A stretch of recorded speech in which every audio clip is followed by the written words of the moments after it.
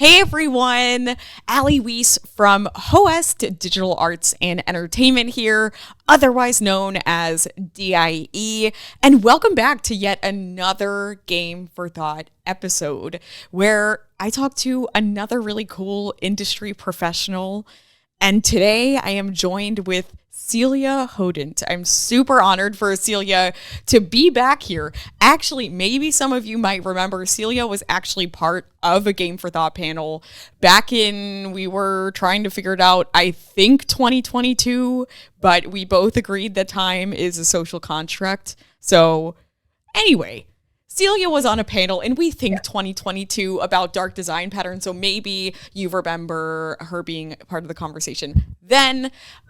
If you didn't check that one out, I'll give you a brief introduction here. So Celia is an expert. She's also an independent consultant in user experience and cognitive psychology. She is a speaker and author. Her latest book had just came out quite recently, What UX is Really About. So I'm very honored, Celia, to have you with us again. Thank you so much for having me, Ali. So Celia, you actually have a quite interesting background. And I might be biased because my background is also in psychology, so there's a bit of a biased opinion there, but you have an interesting background. Your PhD is in psychology. And so you didn't initially, you didn't study anything explicitly game development specific. Nope. And I'm curious for you how the jump from academia, from getting your PhD in psychology, jumping into the games industry, how you experienced that shift. Yeah. Was not planned at all. So after my PhD, I didn't want to stay in research for several reasons. So I tried to figure out what could I do with a PhD in psychology specialized in child development. So I started to think of maybe I can work in toys and educational games. Because we play is the main ways children are developing, so it's always really interesting to work in areas that are favoring play, and toys are some of these. And because I grew up with video games, at some point I figured maybe I could work in video games. And there were a lot of back in I was trying to think, it was probably back in 2005 or something again, like that. Time is a social construct. We're back to that same theme again. I know. And there was already back then, if you can imagine, a lot of parents were worried about video games. And that was a surprise for me because my parents were all in. They're the ones who bought the consoles when I was super small. And we were playing together. And so I was trying to figure out, is there any research that is actually showing that video games is particularly problematic? And I didn't find that. And I found that there were a lot of scapegoating on video games, and a lot of concerns that were not really verified by science. There were some things that, of course, children need to do several things, not just play video games all day long, and they need to sleep. But there were no specific huge concern coming from science. And so this is when I started to write articles on video games, to say, hey, video games can do a lot of cool things. It's part of the play activities that your kids can do. And as long as you accompany them and you're just making sure they're not doing this all day long, it's going to be okay. And so I started to do these things and to do conferences. And it was a bit serendipity where Ubisoft, they were looking for someone with a background a bit like mine, background in either psychology, cognitive science. And I was looking into getting in the game industry because I thought that maybe I could contribute. And it was an interesting jump for me. Not necessarily easy because coming from academia, it's a very different world. Right. So it takes a little bit of breaking down what you've learned from academia and how could this be applicable and in a constructive way in the private sector, especially in games. And also getting used to the pace, because in the video game industry, everything goes super fast. You need to, solve problems, move on. We need to ship. in academia, like we take our time because we need to be rigorous. So we need to make sure what we're the research that we're conducting is done well and is verifying or not verifying our hypothesis. So it's a long process, and so I had to adjust to these two things. I had to speak into the private world and be able to contribute efficiently to this private world that was very different, and to adjust to the pacing that was very different. I wonder, during your time at Ubisoft and also during your time at Epic Games and also now throughout your career, because you had more of a social sciences background, have you ever felt a bit like an outsider? Or did you feel like your fellow employees, the game developers, really caught on to what you were talking about? Or does it kind of depend on context and situations? No, I very much felt like as an outsider, a welcomed outsider, but an outsider nonetheless. A welcomed outsider. I love that. I love that. Yeah. It was still like people were like, "Oh, come in."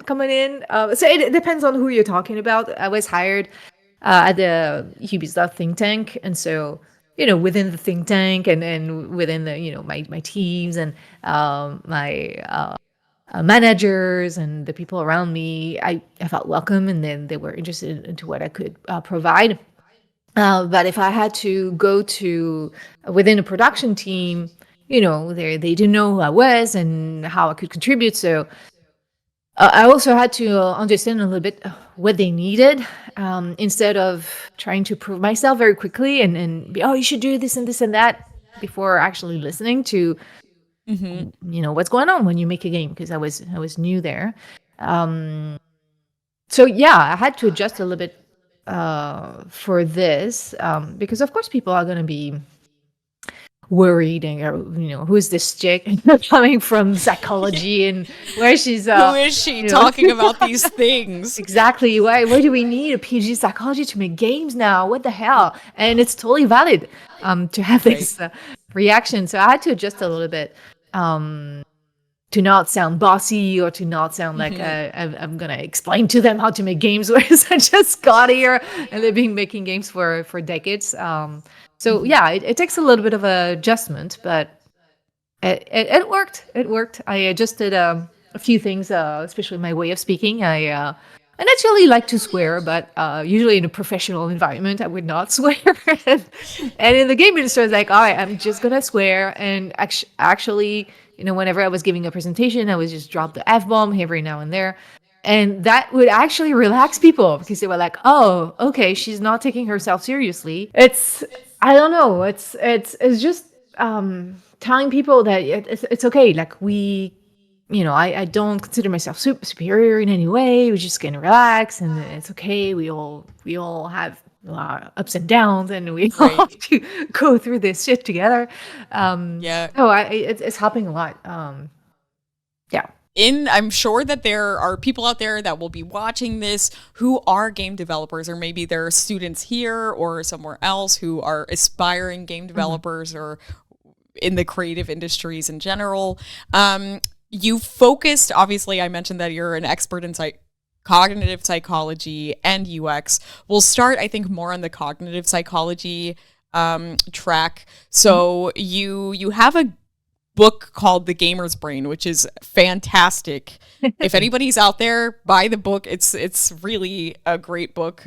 We bought it for our colleagues a couple of years ago. In the book, you share, I mean, at its core of the book, the importance of understanding cognitive psychology and the benefits for game developers. You also talk about myths and misconceptions about what cognitive psychology is and the relevance in game development. If you could, I guess, explain, I know in a nutshell version, the importance of understanding or kind of like delving into this realm of cognitive psychology when it comes to game development. In a nutshell, if you are making a game, what you're hoping to do is to provide a specific experience to your players. Like, for example, you want them to feel excitement or to overcome their challenges, and I don't know, maybe feel fear if you're making a horror game. That experience is happening in their minds. You can't control any of that. You cannot embed the experience that you want to offer inside the game. This is not happening in the game, it's happening in their brains. That's why you need to understand a little bit of how the brain works, how the mind function, how we process information, how motivation, emotion, all these things work a little bit so that you can offer the experience that you want to offer. And therefore, your game's going to be successful and you're going to be able to accomplish your artistic goals. Because one of the main myths is that, oh, all that science is just going to impede my creativity and just like make things very cold and gonna just follow what people say. This is absolutely not what we're doing. What we're doing is making sure that the experience that you want to offer is the one that people feel in the end and experience in the end. And so we use cognitive science and a bunch of methodology like UX processes to help you accomplish this. So that's one of the main myths, and this is how I would, in a nutshell, explain how cognitive science and UX can help game developers. In terms of cognitive psychology, apart from UX, I guess I would say, would you say, 2 or 3 things or takeaways that are important for a game developer to keep in mind about how the brain works? Yeah. I have 3. I talk about the main mental processes in the brain when we process information, and they are perception, attention, and memory. And just like anything else in humans, we have great capabilities, but also great limitations. Perception is subjective. That's the main limitation that we have. We do not perceive the world as it is in reality. Perception is a construction of the brain, and this construction is going to be influenced by our prior knowledge about things, culture, the context in which we discover something. Your DNA is going to influence, for example, how you see colors if you're colorblind. It's going to change the way that people are going to interpret what's going on around them. And therefore, if you're making a game with that people are going to have to perceive, so the main senses when we play a game are going to be vision and audition. Any of the visual elements can be put in there. So yes, it includes UI, but everything else, environment design, text in a story, if you have a story in there, but also all the audio elements like sound design, music. The perception of this is going to be subjective. And this is something that we don't really understand because for us, we feel that this is very objective, but it's not. So we constantly have to verify that the things that we want to convey through an image, through an environment, character design, whatever it is what players actually perceive. And if not, why, where it's coming from, and how we can change it so we can accomplish our goal. Then memory is fallible. In order to be able to play a video game, you need to learn how to play the game, memorize a bunch of things, like memorize how to, what are the controls of the game, memorize what are the objectives, what to do, how does that work, the mechanics. And memory is not as good as we think it is. And we're going to forget a bunch of elements as we play. And for what we remember, it's not going to be necessarily accurate. So we need to develop some strategies for in game development so that we're going to help players by, first of all, minimizing their memory load. For example, that's why we have a heads-up display so that the very important information is always going to be displayed for players so they don't have to remember it. But there's all other elements that we need to put there, like reminders, or think of ways that players won't have to remember certain things. Like, let's say you have crafting in your game. Do you really want to challenge players into remembering the crafting recipe? Usually, no. Usually, this is not where we want to put a challenge for players. So we need to find ways. For example, pinning the recipe on the HUD is a way to alleviate that memory load for players. And lastly, attention resources are very scarce. We believe we can be very precise and pay attention to things and multitask, but this is not true, and we are fooling ourselves. And therefore, I feel very seen. I feel seen. We are. So don't worry, you're not alone in there. We're all on the same boat here. And in many games, we are challenging attention. Don't get me wrong. But sometimes because we know our game very well. So for us, it's very easy to understand where we need to direct our attention, what is going to be important and less important. And so for us, the cognitive load is not as big as for players who are discovering the game and don't necessarily know how to overcome this challenge. For them, the attention resources are going to be much higher and they can be easily overwhelmed, especially during the onboarding part of the game when they have to learn a lot of things. So that cognitive load adds up. And that means that if you are trying to convey information, players might not even notice it. And that's why we end up with the yellow paint debate, and people don't understand why the hell do we need to have yellow paint? Am I dumb? No, you're not dumb. But just like everybody, every human on that planet, we do not have very good attention resources, and we don't want you to spend too much time finding your way. And that's why we put the paint there, because the challenge is elsewhere, not in you finding where you need to go next. And so that's the things we need to take into account so that players can have the experience we want them to have, and so that we can put the challenge where we want the players to have the challenge. Because frustration is happening in games, and we make games frustrating so that people get, oh, I'm gonna beat that boss. But frustration is good in games when it's by design. If your frustration is because you can't find where to go, where the hell is the health back, or how the hell do I need to do I craft this thing, or where the hell do I need to go now? What is the objective now? That this is usually not a frustration that is by design, and so we want to alleviate all of that. And the main problem, and I'll finish with this, it's not that we have those limitations in our brain, is that we are mostly unaware of them. And that makes us, game developers, very, it's preventing us from understanding what's going to happen and anticipate problems, because for us, we're like, why the hell don't they see that giant thing? And it's, of course, it should be going that way when we do playtests, and we find out that no, players don't notice it for whatever reason. And it's always a bit of a shock when we do playtest, and the game developers are like, why are they not doing the things that I know they should be doing? Well, because you know it, and you cannot And it's unlearn. subjective. Exactly, you cannot Again. unlearn that you know about your game. Yep. So I think that psychology, obviously, I mean, with your work as well, it's very intertwined with UX, of course. Yeah, it's the backbone. It's the backbone of UX, cognitive science, and it's where the knowledge come from, and where all the guidelines and heuristics come from. Mm-hmm. For a game developer, or maybe a development team that doesn't do so, maybe like an indie team that doesn't have a ton of focus on UX, or maybe there's like no designated person on the team doing UX. Mm-hmm. What that is happens quite a bit? Yeah, I mean, it happens. Like, we don't have unlimited resources, although that would be really awesome.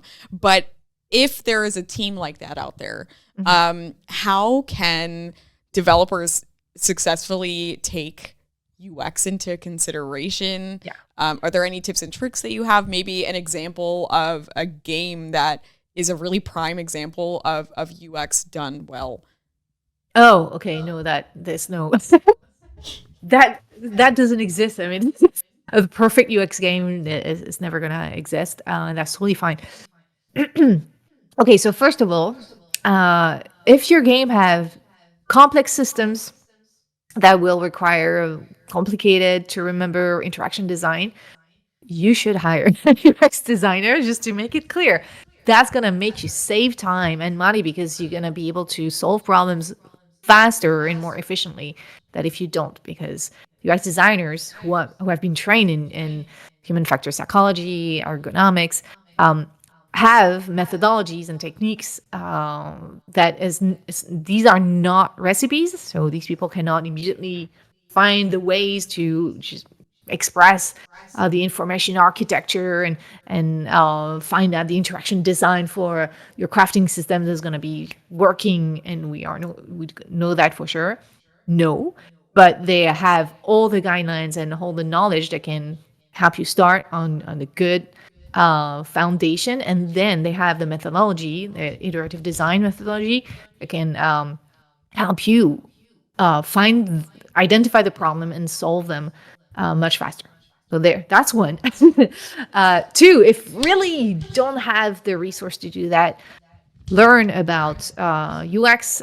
So my book can be a way to do so. There's on my website. There's also a bunch of resources. So depending on what you need on UX design or research, you can find this on celiahodent.com/resources. You'll find all of that. So that's the second thing you can do to at least be aware of those things.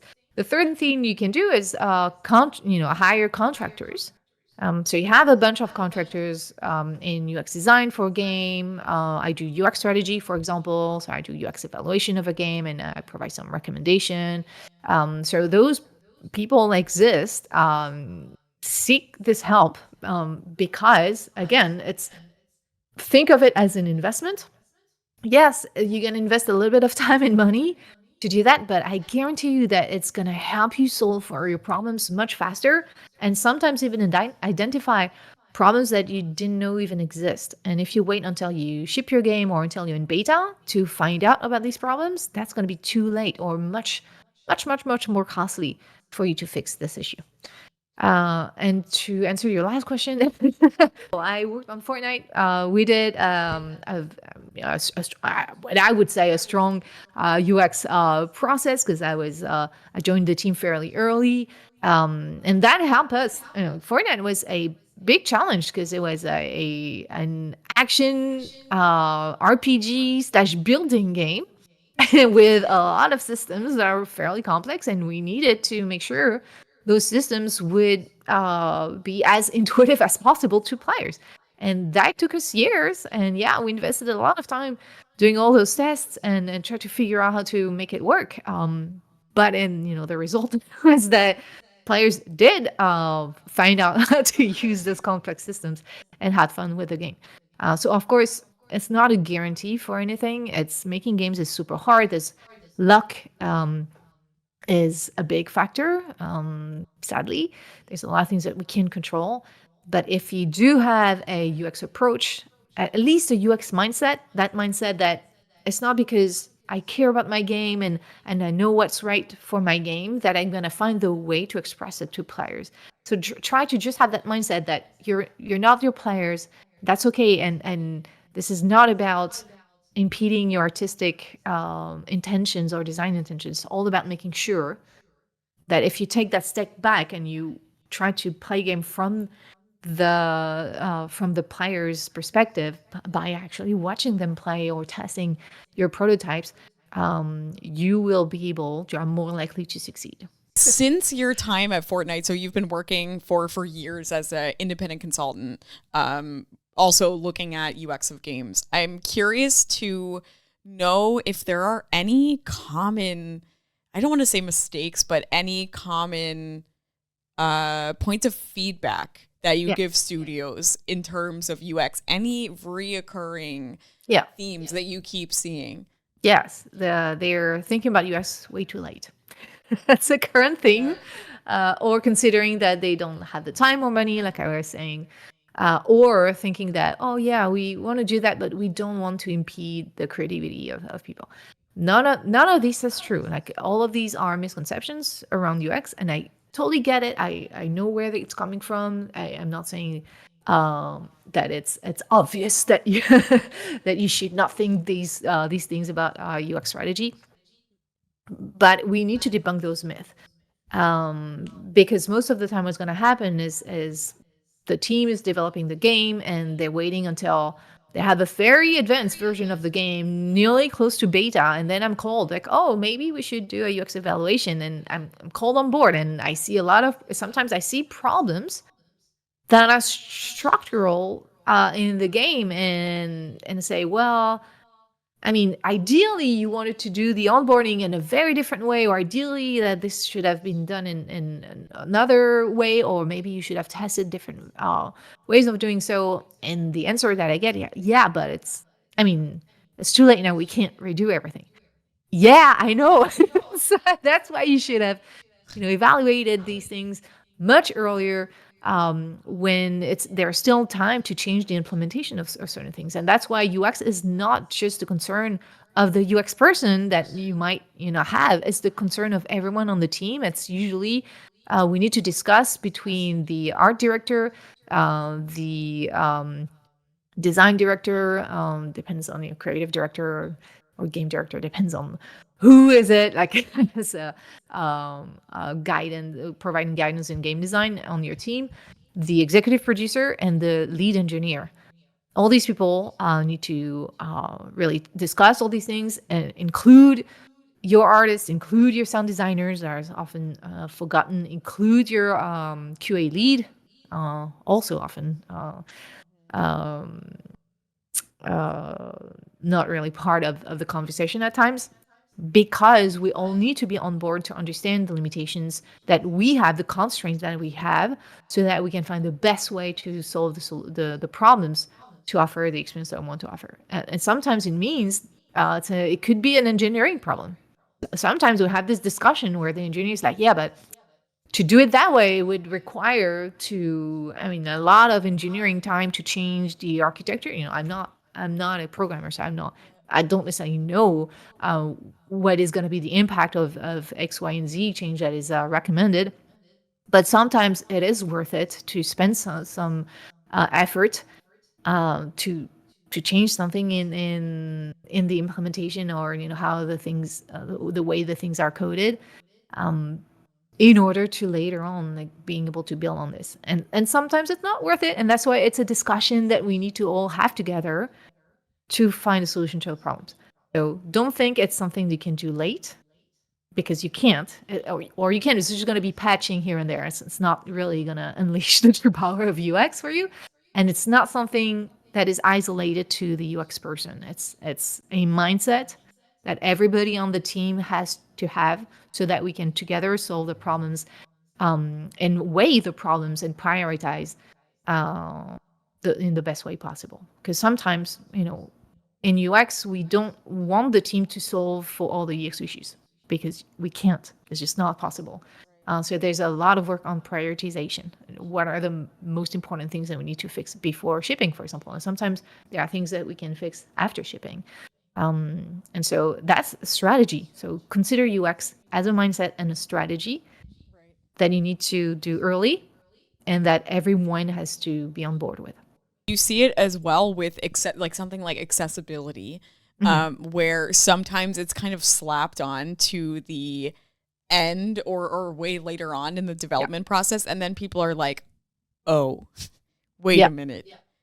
No, There's exactly. actually a problem here that maybe we can't fix because it's too late. Yeah.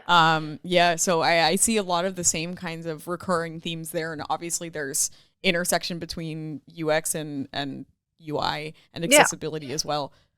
Yeah, just think of it. It's a stupid metaphor, but think of it as you're moving into a new apartment, and you're not exactly sure it's gonna pan out. Imagine you were already putting all the books on your bookshelf, and then you realize at some point, well, actually, the bookshelf should be better over there. Would have been better to move around the bookshelf while it was empty, to figure out, where's the best place to put it, before unpacking and putting all the books on the bookshelf. That's, sorry for the shitty metaphor, but that's a little bit what's going on. I actually think it's a nice analogy. You want to be able to move this shit around before you put the stuff in there that's going to be heavy, because once it's there, either you're going to have to move it all out before you can rearrange things, or you're going to have to, break your back trying to do this. So do this early. Yeah, do it early. And I heard from, there were kind of 3 recommendations that you gave earlier. If you're a developer or someone who's working on something creatively in which UX, UI, or cognitive psychology is interesting, which I think chances are that it would be, there are kind of three ways to go about it. One is to hire somebody, but if you don't have the resources for that, there's also your books, for example, that people can read as The whole well. community. I And mean, like there is the GDC UX yeah, Summit, that there's the Game UX Summit. You have the GRUX organization is Game Research and User Experience. It's IGDA. So there's a lot of ton of resources. Again, it's also on my website. yeah. So you can check out those resources as well, and educate for yourself, inform for yourself, kind of the foundations, and then go from there. And then also hiring a consultant is also a possibility there too. So there are ways to go about it, even if you don't have the resources to hire somebody to do it full time. Yeah. I did want to go back to your time with Epic Games, Hmm. working on Fortnite. So you obviously worked as the director of UX for Epic Games. You worked super closely with Fortnite, and I wanted to hear what your either personally or professionally, what your major takeaways during that period was. The marathon. um, yeah, it's intense. I mean, we all know, all people working in the game industry know that it's intense. So, and it's going very fast, and we need to be scrappy and resilient. So pacing ourselves is going to be important. So that's one of the main takeaway. But also, sticking to a good methodology, not blindly. I'm not saying that it should not be thoughtful, and you have to be flexible with anything that we're doing, because every game is different, and the audience might be different as well. But if you stay strong to the backbone, the cognitive science and the methodology that can help you find the issues to your problems, and that means asking the right questions, um, we can eventually get there, but it's never a guarantee. It's always in hindsight. You're like, oh yeah, that's definitely helpful. But when you're right in the middle of it, it's hard to find your way. And yeah, I don't. It's hard for me to reflect back, because it's always difficult, like in hindsight, to really figure out what was really important. And that's also the reason why I'm super grateful that I was able to uh, do my GDC talks talking about Fortnite as we were developing Fortnite. So I was showing this is what we're doing, and this is our hypothesis, and this is the methodology that we're doing, and we're hoping that it's going to be successful. And I was able to do that in the moment where we actually did not know Yeah, we were going to be exactly, successful. exactly. And it was fresh in your brain and you were really busy with it at the moment. So I can imagine it was just relevant information for you at the Yeah, yeah, time. yeah. And so it's not in hindsight, because in hindsight, it's always easy. Oh, that game was successful. Let's look back at what made it successful. Yeah, but there may be another game that was not successful that used the same methodology. Are you looking into this one? No, we're not. This is what we call the survivorship bias. So it's always difficult to look back, after the fact. That's why it's important to have. That's why we do in science. We have the hypothesis beforehand, and not afterwards, so that we can figure out. Okay, this is the hypothesis, and if we do this, and this and that, we're hoping that to get this outcome. And if we don't get this outcome, we can then try to figure out why. And it's only by having this methodology in hindsight that I think in Fortnite was really, really important, that we can keep going in the right direction, hopefully. Is there any, and this could be from maybe, I don't know, an example of from Fortnite that you gave in a GDC talk. Is there any specific UX related item or element within Fortnite that you are specifically proud of, or maybe like a Oh, challenge that you had encountered while working on the game that stands out to you in 2025? yeah. It's hard for me to answer those questions because NDAs.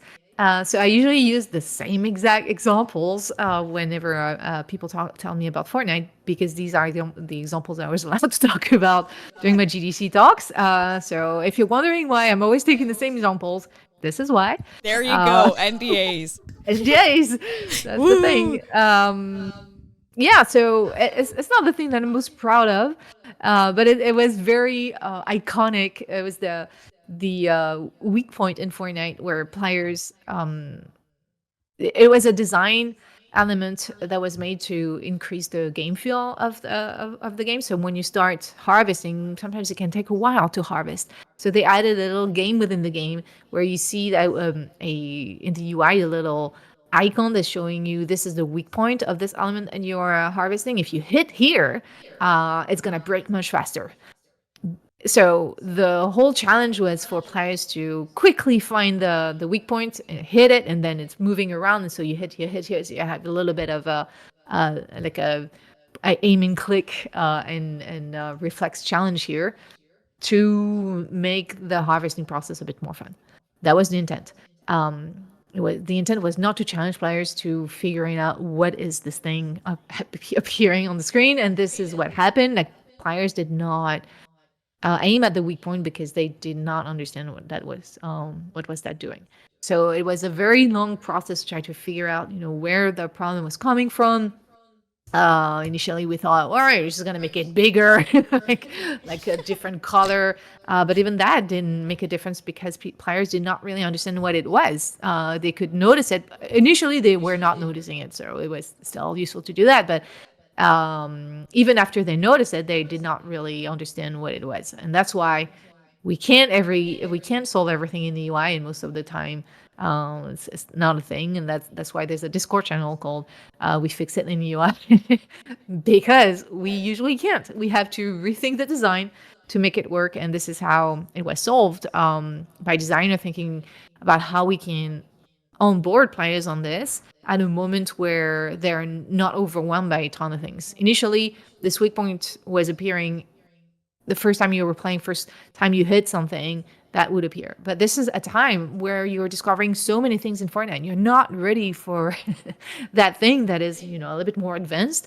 And so what they did is just they delayed the moment when it was happening. You have to, buy it in the skill tree, and then it appears. And so it makes it a little bit more fluff around it. So you might pay a bit more attention to what it is if you have a skill in the skill tree and you might read it. People don't read. There's that hope that people are going to read what's on screen, but most people don't. So stay brief. But they were, showing a video, showing what you need to do with this. But also it was a later time in the game where players are a little bit more familiar with it and they're more ready to take on new information. And so that's, back to cognitive science. This is something that we need to really think ahead of time when we onboard players, because the onboarding is not just the tutorial text that you have in the beginning. The onboarding is any time players have to discover something, and that includes, again, the objectives, the world, the controls, the systems, the UI, the interaction design, all of this. And so if we think ahead of time, how are we going to, distribute all that learning? This is what I call the onboarding plan. Instead of thinking, oh, they need to know all that, boom, we just tell them in the first 5 minutes. Dumping them. Yeah, that doesn't work well, and it's not fun. Yeah. And players hate tutorials because of that. So onboarding players is not necessarily making it a tutorial text that is freezing the game and you have to read it. It's thinking about how to introduce certain things, and sometimes it just means you need to wait a little bit for them to be ready for more information, because too much information, again, attention resources are scarce. We are not good at taking on too much information at the same time. It's come up in the conversation again and again and again, the importance of play testing, and also engaging with the players to see what their feedback is, how they're experiencing the game, which I guess also has to do with community management and so on. Yeah. I'm curious to know, actually, from your experience, what would you recommend for, or how often would you recommend a game development studio to actively seek playtesting opportunities or player feedback from playing the game? Yeah. what should that time frame look like? Obviously, it might be different depending on your Yeah. game. So a lot of stuff in UX, we say Yes. it depends. Yeah. That's why you need a specialist to help you out, It because there's no depends. one size fits all. Yeah. There's no one recipe. That being said, a good rule of thumb is so there are two things to consider. The small test that you're going to do when you're prototyping something. Like usually you're going to do that fairly frequently. You prototype something, you test it with a few people. You don't necessarily need to test it with a ton of people. And this you can also do, it's not recommended. It's better to have naive people that don't know anything about your game. But you can do friends and family or colleagues if they don't know your feature and if you ask them very objective questions. For example, it can be do a test in a gym level and you ask them to shoot at targets that you make pop every now and then so you can see are the, is the controller, I don't know, sensitivity good or not good. So as long as the people that you ask are somewhat representative of your target audience, you can at least in the beginning do this. And that you can do very frequently every time you're iterating on a system or a feature. And then you also need to do a bigger test once you can actually play through the game.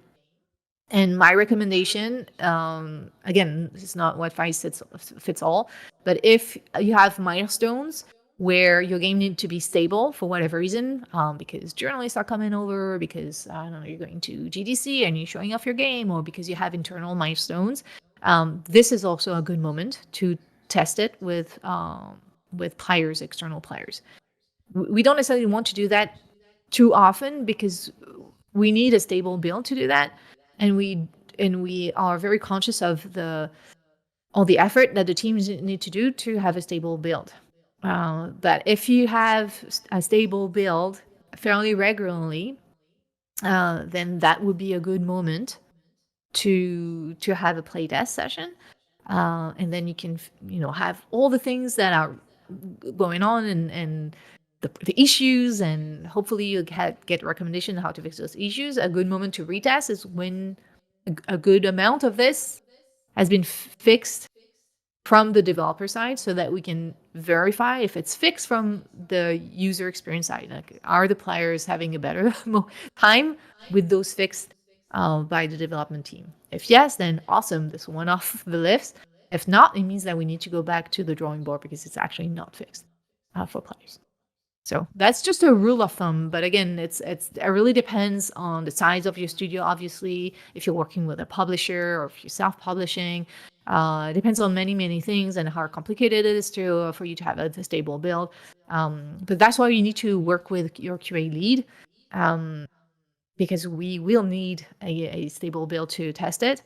Or at least, we need to know what are the things broken on that build. So we're not, maybe there's one character in your game that's completely broken. So if we know that ahead of time, we're just not going to mess with this one. As Yeah. long as it's not the central part of Yeah. what we're testing. I think it's super helpful as a rule of thumb for developers. Yeah. So now you're a consultant and you're helping studios and people with this all the time. You had left Epic Games when you were the director of user experience there, and also working on Fortnite. And now you are a consultant, and I'm very curious to hear about the differences that you've experienced working at a very large company as their director of UX versus working as a consultant, kind of on the ground level, helping other developers. Yeah. I love it. I've been doing this since 2017, and obviously, still doing it. So as long as I It's can, working. It's yeah. working. So far, so good. There's definitely moments you're like, "Ooh, am I going to be able to pay my rent?" Because if you don't have any clients, you don't have the security of having an appointment. But these days, that security is not that great anymore. So all in all, I feel very lucky. I love the fact that I can talk more freely about the things that I care about.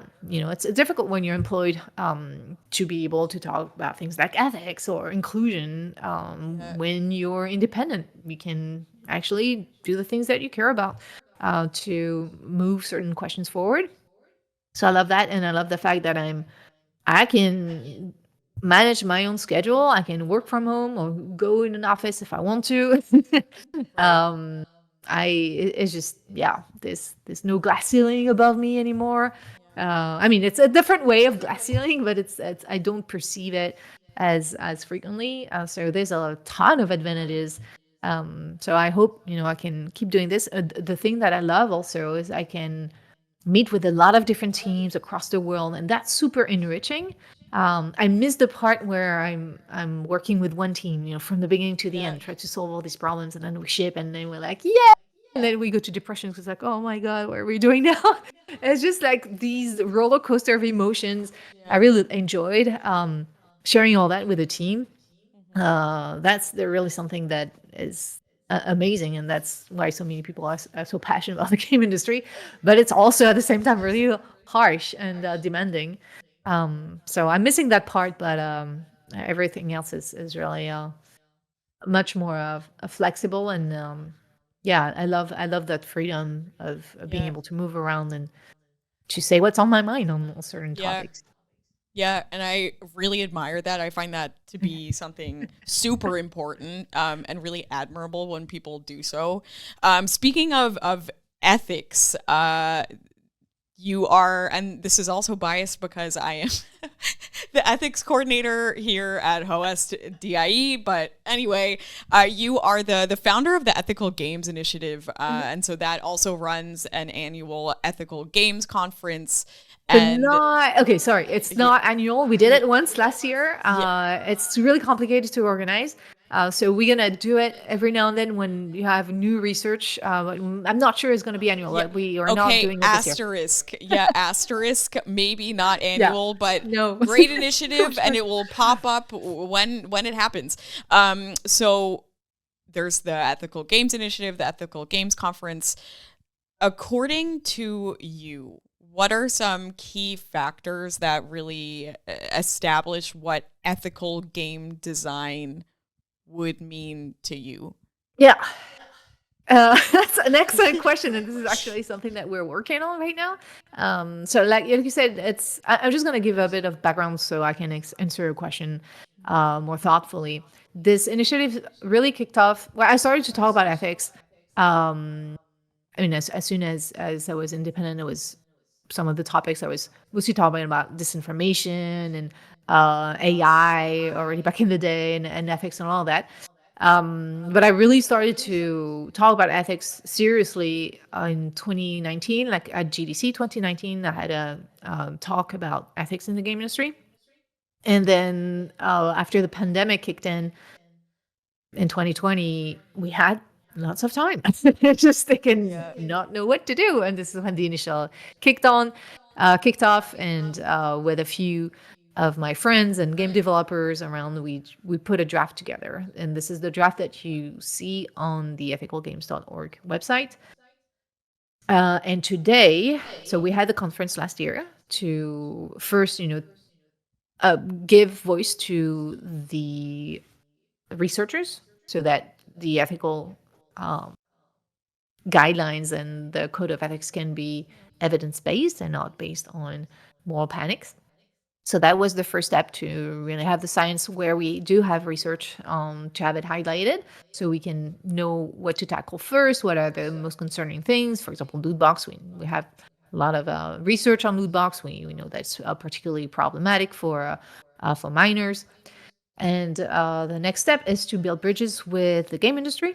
So this is what we're doing now. We are conducting some online forums, and also did a roundtable at DICE in Las Vegas a couple of weeks ago, so that we can, test the waters and see, is it something doable?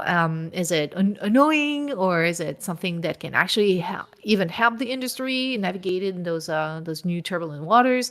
And we're looking into,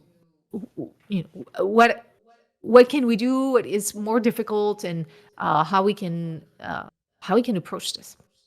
So to answer your question, there are two main parts that we would like to push forward with the code of ethics. Oh yeah, just so you know, today I'm working with Thriving in Games Group, so formerly Fair Play Alliance. on the industry side, so they're an alliance in the game industry. And we're also working with KU Leuven's Digital Society group. So they're based in Belgium. And so that's the Woohoo! yeah, that's the academia part of it, because it has to have both sides. To me, it's really important to have academia on one end and industry folks on the other end, so that then we can build bridges and have something that makes sense. Um, and so where was I going with it? So we're running all these online forums with them.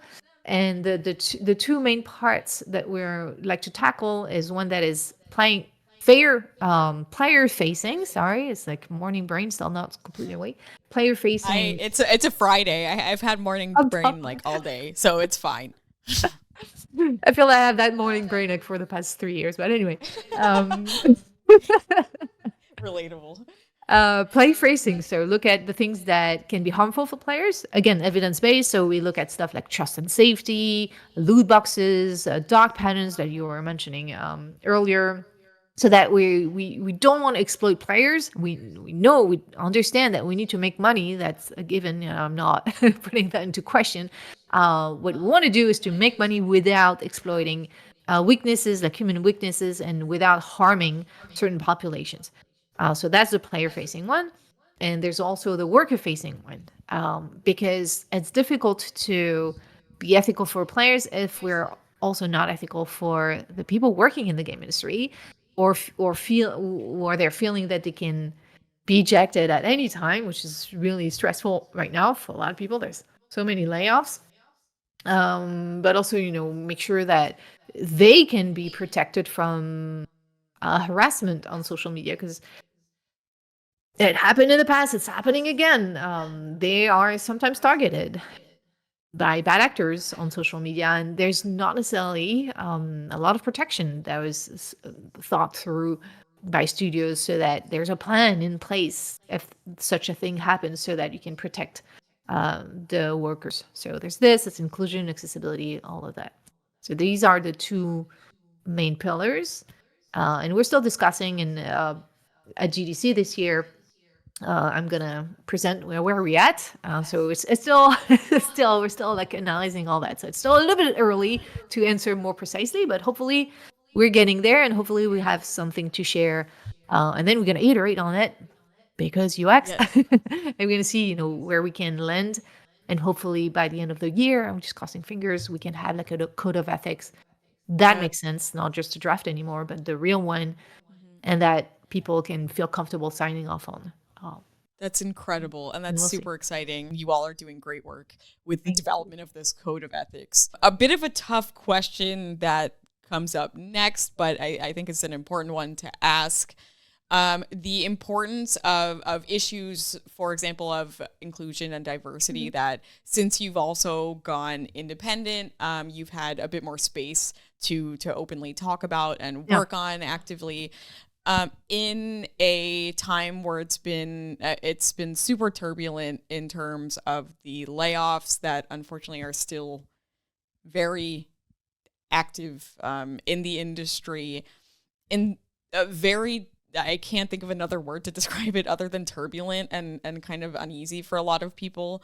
Um, It's a shit show. when Yeah, Sorry. it's a shit. This is Yeah, where it I'm is. dropping. Yeah, this that's very warranted. No, Um, in a really, I guess, shit show environment, um, how do we how do we convince game developers that inclusion and diversity are still important topics, and should be attended to, in addition to this multitude of other things that are important? I wish I knew. I did a lot of workshops and keynotes around inclusion as a whole early on when I started to become independent. No one is asking for this now anymore. No Yeah. one. Yeah. Um, there's definitely a shift in the mindset, and it's extremely concerning. And I don't know how to solve for that, because the arguments on the other side are not backed up by science. Um, And this is my, I hate to use that analogy. I was about to say weapon, but I like to find another analogy because I hate this. But it's our force. Let's say the force be with you. It's going to be science for me. Um, the people on their side is say, well, all these DEI initiatives are actually unfair because it's going to be less competent people. They're going to be hired just because of the color of their skin or their gender or their sexual orientation. The thing is, those initiatives have started to exist because what we're seeing is the opposite, is that there is no meritocracy, and there are a lot of people who are hired who are not the best, but they are hired because of a bias that's extremely common and is very well documented, the in-group bias. We have a tendency to hire the people who look like us, even if we think we're not doing it, and even if we do a test to be more objective. The problem is that because even if we do all that, we're still getting biased, and that's why science takes so much time and is so rigorous because we need to get over our fucking biases that is always happening, and it's happening for us also as we hire people. And so, because the people who are in charge or who are the power to hire in the Western world are mostly white men, and I have nothing against white men. There are a lot of great white men out there, but the bias is gonna affect the people in power much more because the consequences are going to be that the people hired around them are going to be looking the same. And I believe that if it was reversed, if it was women out there, it would probably be the same bias with women. And that's why you see certain jobs, uh, like around children, mostly women. Same thing. But the problem is that the today in our Western world, the important jobs are the jobs that give you most power are jobs that are traditionally been held by men and by a certain type of men. And so this is like a ton of research, and we ended up finding the outcome is, well, if we don't do anything to break this mold, nothing's going to happen because those biases are implicit. And even if you say, no, I'm not like this, and that's, the shit I was telling you earlier. Like, even if you think that you can multitask, you cannot multitask efficiently. Even if you think that you're not sexist, that you're not racist, you will still have sexist behavior and racist behavior. We all are having them. We all having them. The only way to getting out of it is to change the environment, change the design of the environment so we don't fall for our biases. It's exactly what we do in science. We have a very rigorous protocol so that we don't fall for the biases. And even then, we fall for our biases. And that's why research takes time, because we need to replicate the research study by another team. And that's why we need to be very open in how we gather methodology. So that's why it takes a whole community to not fall for our biases in science. So imagine and it's like the most rigorous environment. Imagine in the workplace, not as rigorous. So imagine the damage that is done here because of our biases. And I also think that people really, misunderstand that making or having a diverse team is an extra effort, or it won't be financially interesting for them. But I think the reality of the matter is diverse teams create diverse, unique stories. And that's interesting to the public. That is interesting. There are It's studies showing that valuable. there are studies that showing that if you have a diverse team, you're gonna be more successful. And it's not really magic. It's not because, oh my god, we all love each other. No, it's really practical, because if you have different perspectives, if you have different backgrounds, you're gonna be aware of more problems, and you can solve those problems more efficiently if you have a diversity of mindset, of background, of personal constraints that you've lived yourself. And usually, I don't even get into the data because it's not as strong as showing a video. And usually show a video of a black person trying to use a soap dispenser, and it's not working, and that person is using a just a paper towel that is white and put it underneath, and then it's working.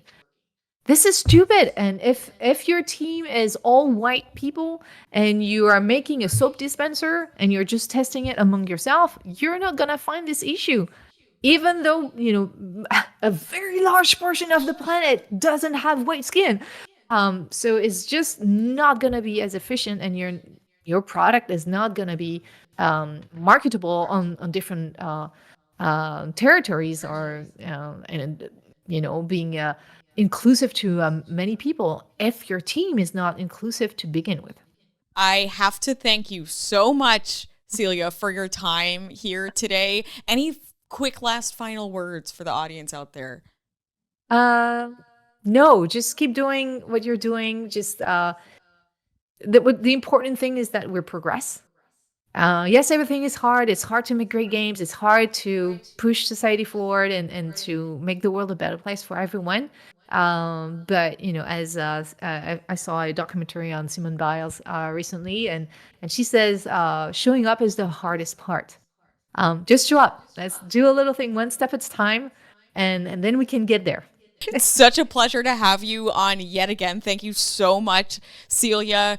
Check out the links in the description box, also down below. Celia's website, information about the Ethical Games Initiative, resources that can be interesting for you, and so on. Thank you so much for joining yet another episode of Game for Thought, and we will see you next time. Bye, everyone. Thanks for having me.